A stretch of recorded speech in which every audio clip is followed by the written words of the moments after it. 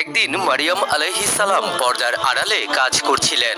তখন ফেরেশতা হযরত জিবরাইল আলাইহিস সালাম মানুষের রূপ নিয়ে তার সামনে এসে হাজির হলো। মারিয়াম আলাইহিস সালাম তা দেখে ভয় পেয়ে গেলেন। ফেরেশতা বলল, মারিয়াম, তুমি ভয় পেও না, আমি ৮-১০টা মানুষের মতো কোনো সাধারণ মানুষ নই। আল্লাহ আমাকে পাঠিয়েছে পবিত্র সন্তান তোমাকে দান করার জন্য। মারিয়াম আলাইহিস সালাম বললেন, আমার কিভাবে সন্তান হবে? আমি তো কুমারী নারী। ফেরেশতা বলল, এটা একমাত্র আল্লাহর পক্ষে সম্ভব। ফেরেশতা তখন মারিয়াম আলাইহিস সালামের পেটে ফু দিলেন, আর তিনি তখন থেকেই গর্ভবতী হয়ে গেলেন।